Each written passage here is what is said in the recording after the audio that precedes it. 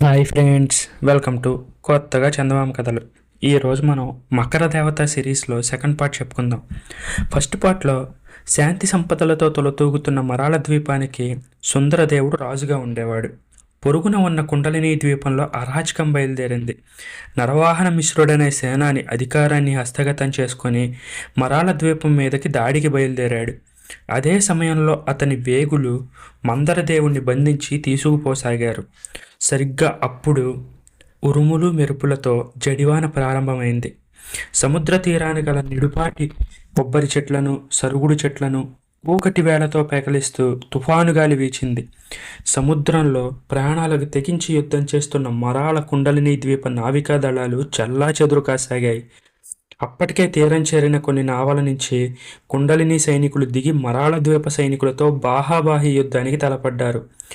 గుర్రాన్ని అదిలించి అతి వేగంగా స్వారీ చేస్తున్న మందరదేవుని చెవులకు కుండలిని మరాళ సేనల యుద్ధధ్వానాలు వినపడుతున్నాయి.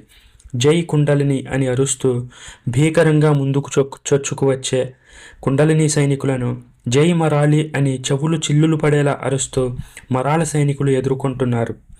ఆకాశాన పెనుమబ్బులు గాలి తాకుడికి చల్లా చెదురవుతూ ఉండగా ఉరుముల కఠోర శబ్దం భూమి ఆకాశాలను బద్దలు చేస్తుంది.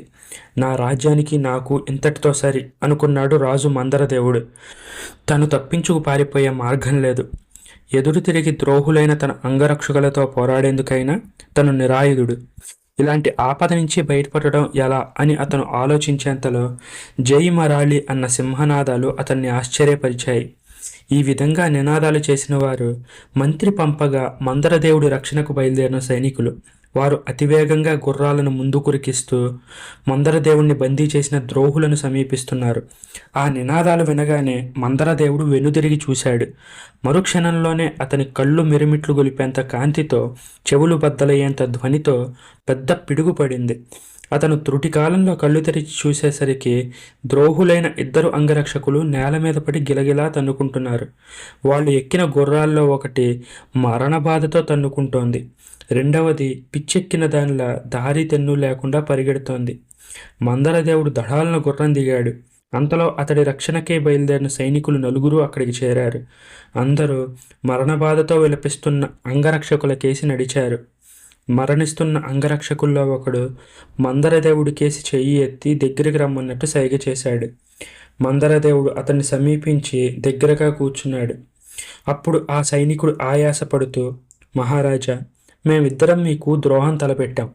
కానీ ఈ నీచ కార్యానికి మేము ఒడిగట్టింది ధనం కోసం కాదు.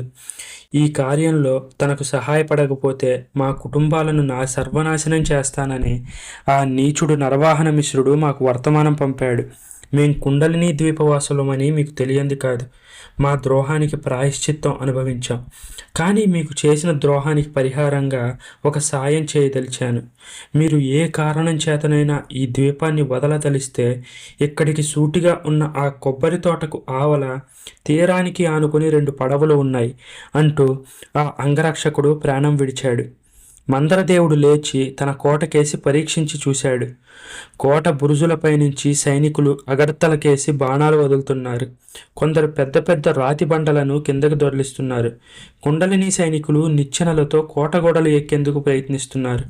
తన సైనికుల పరిస్థితి విషమంగా ఉందని మందరదేవుడు గ్రహించాడు. ఇంతటి పెను తుఫానులోనూ కుండలిని సైనికులు తన రక్షణ సైనికులను ఓడించి కోటను ముట్టడించారు. తను ఇప్పుడు శత్రు సైనికుల వెనక భాగాన ఉన్నాడు. 4 సైనికులతో తను వాళ్లను వెనక నుంచి ఎదుర్కోవడం ఆత్మహత్యతో సమానం. ఇలా మందరదేవుడు రకరకాల ఆలోచనలతో కొట్టుమిట్టాడుతూ ఉండగా అగ్నిపర్వతం బద్దలైనంత భారీ శబ్దం వినిపించింది. మరుక్షణంలోనే అతని కాళ్ల కింద భూమి దద్దరిల్లింది. నిర్విణ్ణుడై అతను కోటకేసి చూశాడు. కోట బురుజు ఒకటి అమాంతం గాల్లోకి లేచి ముక్కలు చెక్కలుగా నేల కొరకడం కనిపించింది. సైనికుల హాహాకారాలు, కేకలు మిన్నుముట్టాయి. సర్వనాశనమైంది. మందు దట్టించి కుండలిని సైనికులు మన కోట గోడను బద్దలుగొట్టారు. మన ఓటమి క్షణాల్లో ఉంది అన్నాడు మందరదేవుడు. అవును మహారాజా అంటూ పక్కన ఉన్న 4 సైనికులు తలలు వంచారు. ఇక తను ద్వీపాన్ని వదలక తప్పదని నిశ్చయానికి వచ్చాడు మందరదేవుడు. ఒకసారి శత్రువు కోటను ఛేదించిన తర్వాత దాన్ని వశపరుచుకోవడం ఏమంత కష్టం కాదు. ఆ పని ముగియగానే శత్రువులు తన కోసం వెతుకుతారు. తను ఖైదీగా చిక్కితే చిత్రహింసలకు గురి చేయకపోయినా ఆ క్రూర నరవాహన మిశ్రుడి చేతిలో అవమానం తప్పదు. పదండి, ఈ ద్రోహి చెప్పిన పడవల మాట నిజమే అయి ఉంటుంది. మరాళదేవి కరుణ ఉంటే మనం సురక్షితంగా మరో ద్వీపాన్ని చేరుకోగలం. ఆ దేవి సహాయంతోనే తిరిగి ఈ మరాళ రాజ్యాన్ని జయించగలం కూడా అన్నాడు మందరదేవుడు. సైనికులు విచారవదనాలతో కోట వైపుకు చూశారు. కోట బురుజుల నుంచి ప్రతిఘటిస్తున్న మరాళ సైనికుల జాడలేదు. కుండలిని సైనికులు నిచ్చెనల సాయంతో కోట గోడలపైకి నిర్భయంగా ఎగబాగుతున్నారు. మందరదేవుడు ముందుకు సాగాడు. తమ రాజు నిరాయుధుడిగా ఉన్నాడని గ్రహించిన ఒక సైనికుడు మరణించిన అంగరక్షకుల వద్ద ఉన్న ఒక కత్తిని తీసి రాజుకు అందించాడు. అందరూ సముద్ర తీరాన గుబురుగా కనబడుతున్న కొబ్బరి తోటకేసి బయలుదేరారు. ఉరుములు మెరుపులతో ధారాపాతంగా వర్షం కురుస్తూనే ఉంది. నిరాశ నిరుత్సాహాలతో కుంగిపోతూ తలలు వంచుకొని నడుస్తున్న మందరదేవుడు సైనికులు కూడా వెనక భాగాన అల్లంత దూరంలో చెలరేగిన కోలాహలం విని గిరుక్కున వెనుదిరిగి చూశారు. కోట వైపు నుంచి తమకేసి హుటాహుటీగా వస్తున్న కొందరు అశ్వికులు వాళ్ళకి కనిపించారు. వెంటనే మందరదేవుడు పెద్దగా కేక వేశాడు. అదిగో వాళ్ళు కుండలిని సైనికులు మనల్ని పట్టి బంధించేందుకు వస్తున్నారు. ఈ బయలు ప్రదేశంలో మనం ఆశ్వికులను ఎదిరించడం ప్రమాదకరం. ముందు ఆ కొబ్బరి తోట చేరడం మంచిది అని అటుకేసి పరిగెత్తసాగాడు.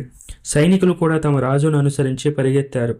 అందరూ కొబ్బరి తోటకి చేరి అక్కడ చెట్ల వెనక నక్కి కోట దిక్కు చూశారు. కుండలిని అశ్వసైనికులు కొందరు వాయువేగంతో అటువైపు వస్తున్నారు. మందరదేవుడు కత్తి దూసి అక్కడికి అతి దాపులనున్న సముద్రం కేసి చూశాడు. ద్రోహి అంగరక్షకుడు చెప్పినట్టు అక్కడ 2 పడవలు ఒడ్డున తేలియాడుతున్నాయి. ఒక్క ఉరుకున ఆ పడవలను చేరి సముద్ర మార్గాన్ని అనుసరించడం క్షేమమా అన్న ఆలోచన కలిగింది మందరదేవుడికి. కానీ రెండో వైపుకు చూసేసరికి కుండలిని ఆశ్వీకులు 15 మంది దృఢకాయులు తోటను సమీపిస్తున్నారు. వారి చేతుల్లో తలతలలాడుతున్న కత్తులు మెరుపుల్లా కాంతిని ప్రసరిస్తున్నాయి. విజయమో వీరస్వర్గమో, మరి మార్గాంతరం లేదు అంటూ మందరదేవుడు కత్తి జలిపించి సైనికులను హెచ్చరించాడు. వారు కూడా కత్తులు దూసి చెట్ల చాటున పొంచి నిలబడ్డారు. తమ శత్రువులు ఏ చెట్టు చాటున దాగి ఉన్నది తెలియని కుండలిని సైనికులు గుడ్డిగా తమ అశ్వాలతో చెట్ల మధ్యకు వచ్చేశారు. జై మరాళి అంటూ మందరదేవుడు బెబ్బులిలా ముందుకు దూకి ఒక శత్రు సైనికుడి కంఠాన్ని కత్తితో నరికేశాడు. మందరదేవుడి సింహగర్జన కుండలిని అశ్వీకుల గుండె నిబ్బరాన్ని చికాకు పరిచింది. ఇరుకు చెట్ల మధ్య ఇరుక్కుపోయిన గుర్రాలను ఎటు తిప్పుకునేందుకు సాధ్యం లేక వాళ్ళు తబ్బిబ్బు కాసాగారు. ఇదే అదనుగా మందరదేవుడు అతని సైనికులు ఆశ్వికుల్లో ఒక్కొక్కరినే తమ వాడి కత్తులతో గాయపరచసాగారు.